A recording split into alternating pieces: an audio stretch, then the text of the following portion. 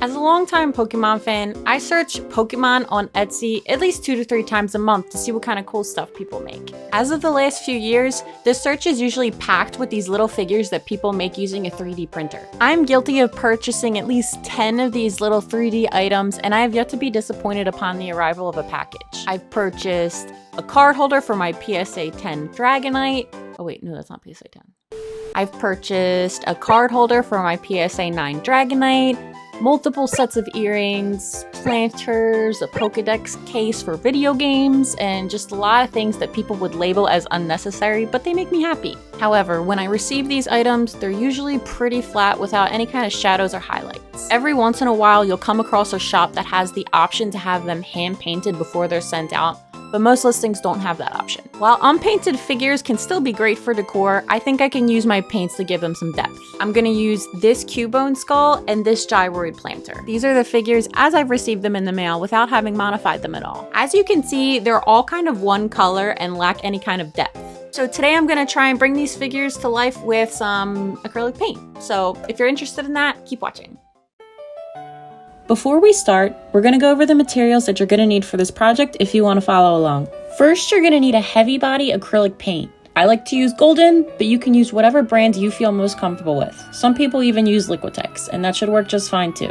The color that I'm going to be using is Raw Umber. I think Raw Umber is a really good color to mimic dirt, and it'll look more natural than a color like Mars Black.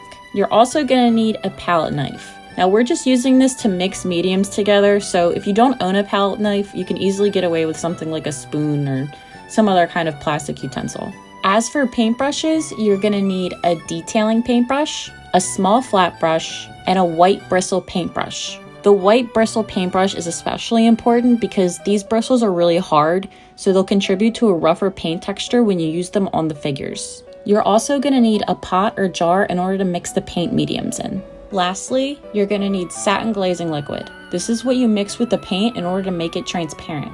I have heard of some people mixing their paint with water in order to make it more transparent, and that will work, but I don't know if that messes with the performance of the paint, so I think you should just be safe and get the satin glazing liquid. Okay, so now that we have our materials, we can start painting.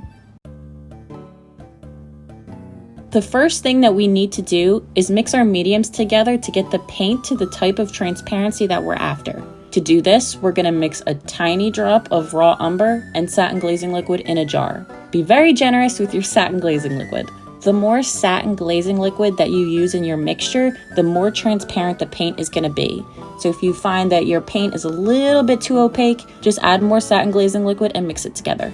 You can absolutely get away with eyeballing this. It's not an exact science at all, but a huge tip that you should remember is that it's a lot easier to go from light to dark than it is to go from dark to light. So always add the Raw Umber in very small portions, little by little. Once it's dark, it takes a lot to get back to light, and then by the time you're done fixing it, you'll have way more paint than you wanted and you'll end up wasting it.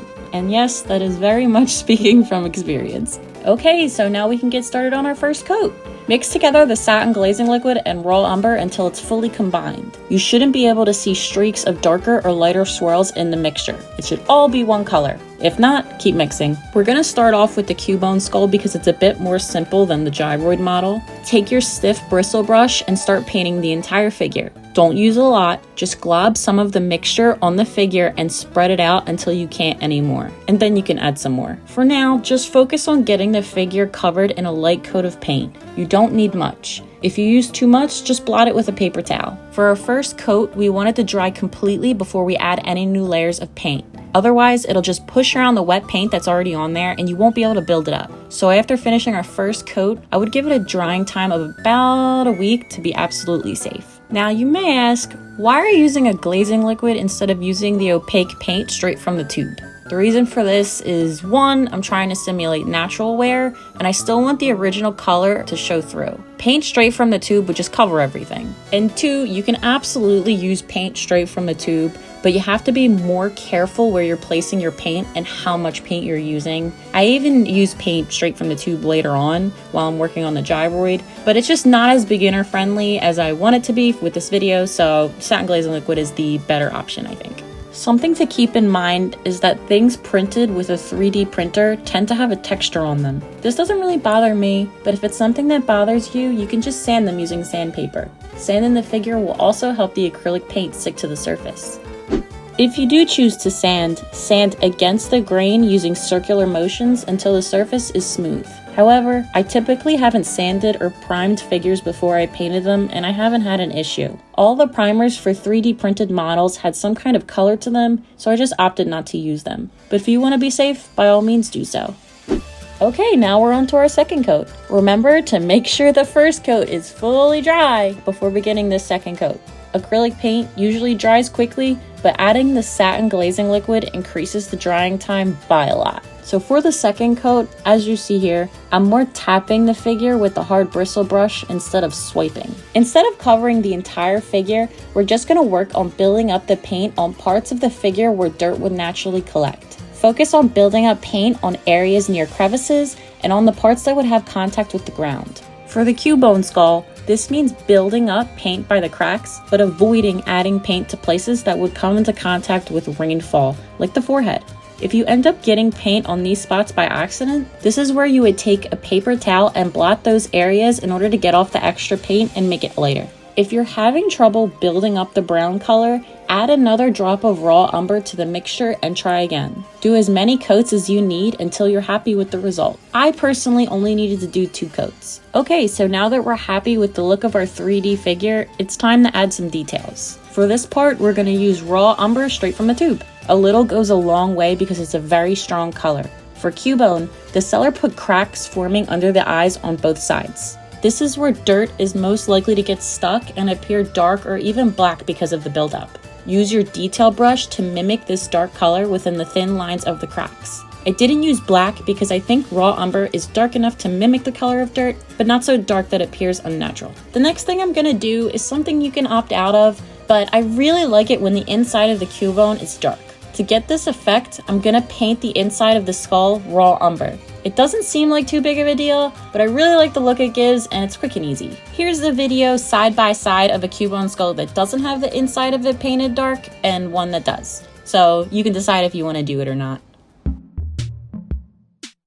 Now that we're done with the Cubone skull, we can start on the Gyroid. We're going to follow the same steps with the Animal Crossing Gyroid as we did with the Cubone skull. Start with your first overall coat and then build up the colors when it's dry. Focus the buildup on parts where there are corners or ridges and around the arms where they meet the body. The only difference is that you need to paint the eyes and the mouth, which shouldn't be hard to do with a small flat brush.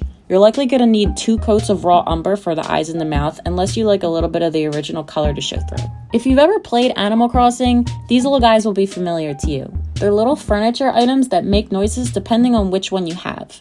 Etsy shops selling this item usually have different sizes and even different types of gyroids for you to pick from. This technique will pretty much work for all of them, so buy the type that you like the most. I purchased the original gyroid, the clatteroid, and the oinkoid.